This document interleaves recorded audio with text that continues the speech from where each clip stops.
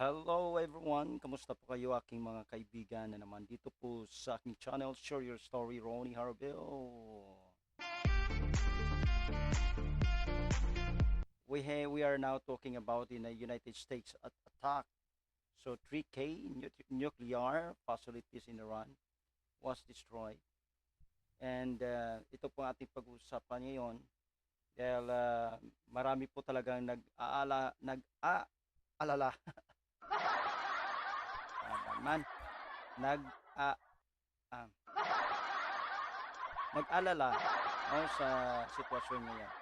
Anyway, isang ah,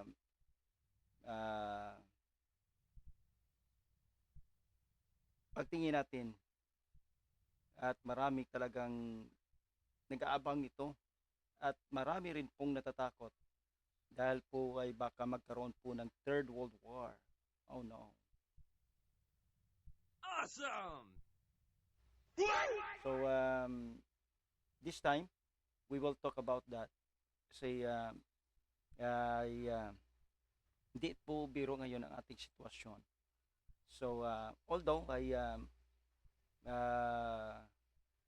ito po may malalim na talagang nangyari po sa gitna ng Israel at saka Iran. Pero next nating video pag-usapan natin ito dahil po sa sitwasyon ng Iran saka ng Israel. So nakakalungkot talaga sa mga ganitong pangyari kasi marami po talagang maapektuhan, di ba? Oh no.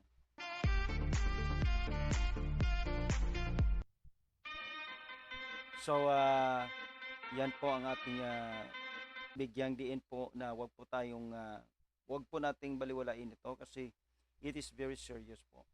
No, kung although it's for me it's still sinasabi ko pa rin po itong rumors of wars according to the Bible in Matthew chapter 24. And ngunit may mga pangyari talagang it is prophetic. Prophetic ito kung bakit nangyari ang sitwasyon. Supposed to be ay matagal na naman talaga ang hidwaan tungkol po sa gitna ng Israel saka sa Middle East. At ito po yung sitwasyon na mahirap po talagang unawain ang kanilang sitwasyon kasi buong mundo ay talagang magkakaroon po talaga ng problema. Diba? So ngayon po ay ang gasolina naman, yung oil ay talagang tataas na naman po. So apektado din po ang Pilipinas, hindi lang po tayo kundi ang buong mundo, no? Oh no.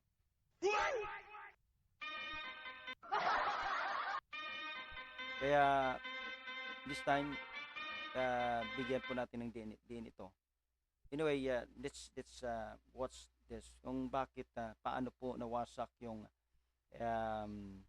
nuclear facilities ng Iran, no?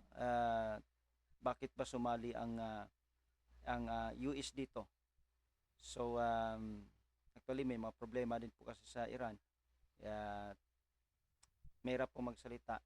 So matake sila sa Israel ang Iran dahil po habang ang nagkakagulo doon sa US patungkol po sa mga rally, so doon po umatak ang Iran according po sa mga reports na o sa mga news na ating pong napanood. Ngunit ito po ang pangyari at talagang may mga plano po na malalim po talaga ang Iran patungkol dito. So ito po at tingnan natin paano po yung mga talagang grabe, no, nawasak yung tatlong facilities ng Iran patungkol dito. Okay, let's check this kasi itong nuclear talaga is napakadelikado. Pwede pong wasakin ang buong Israel, no, sa nuclear na ito. So ating pong panoorin muna. Grabe, no? Paano yun winasak yan? All right. So teka muna ulit natin si maliit. Kita natin kung paano po winasak, no? ng missile, no? At nakita natin, actually video talaga ito. Ipinakita kung paano po talagang winasak ang one of the facilities, nuclear facility ng Iran. So kaya dito naman po ay grabe, no, napakinggan ko yung interview kay yun nga, no, sa patungkol po sa US, na talagang hindi basta-basta pala yung kanilang missile, at hindi po madidetect po talaga, no. At ito po, mayroon po tayo dito, titingnan natin yung video na ito. How does the US GBU-57 bunker buster penetrate 60 meters of concrete? It may look like an ordinary bomb, but this 13.6-ton giant is built to destroy underground fortresses. Imagine a B-2 stealth bomber dropping this steel monster from 30,000 meters. It falls so fast that when it hits the ground, it slices through concrete like cutting through tofu. Its warhead isn't ordinary metal, it's forged steel alloy that resists heat and pressure, ensures it keeps its solid steel form at the moment of impact.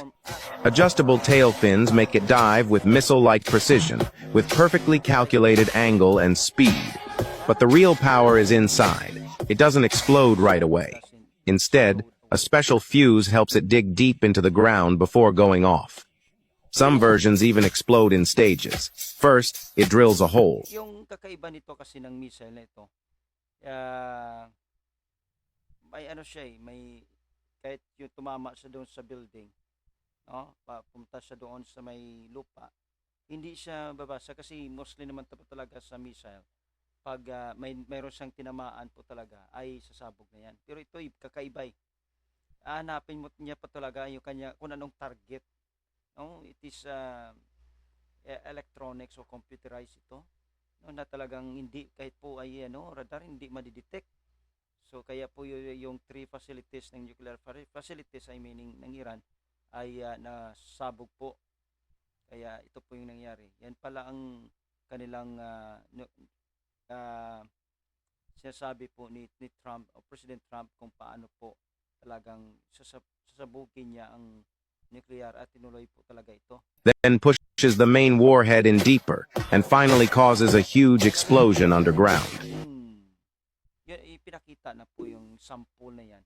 Paano po talagang gumawa, no? So paano po talaga yung nagtrabaho po yung missile. So yan po, at let's pray. And although itong pangyari, itong mga sitwasyon, although it's still a rumors of wars, kaya lang siyempre ang danger dito pag sumali na po yung China at saka Russia, siyempre magkaalyado yan eh. So ang kalyado naman po sa side ng US, Israel, at saka yung mga British, Japan, just like that, no, ay sasali po talaga. Pero kaya lang kawawa dito yung mga kalapit bansa, katulad ng ngayon Qatar. Sa Qatar ay inatake lang kanina, ay inatake po ng ang base doon, ng pinakamalaking base kasi ng US military ay nandun po. Nandun, i-check ko nga, i-add natin ito. Panoorin natin itong base, US base. Saglit lang. So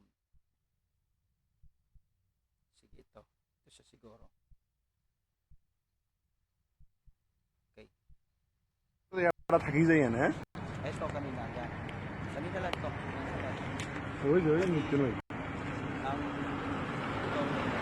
ওই যে এটা আমার হ্যাঁ আমাদের কাতারের ওই দেখেন ওই তো ইয়ে করে ব্লাস্ট করেছে এটারে হ্যাঁ কাতারের para po ay ভিতরে দেখি দাদা প্লাস করে wasak.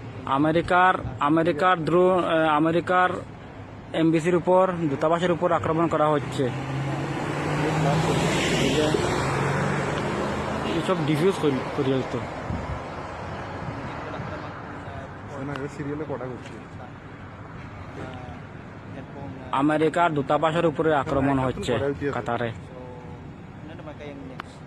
Kasi kanila naman po kanila pong ginagawa po ng Iran dito, yung base ng US. So yun po.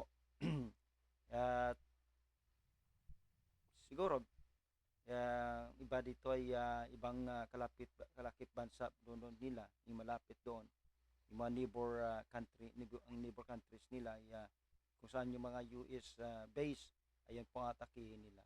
So yun po, ngayon ate po abangan, importante manalangin po tayo.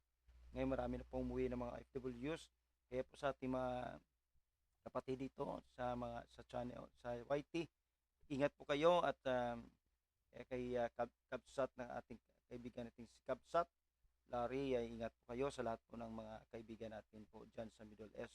Ingat po kayo at sana po yung gabayan.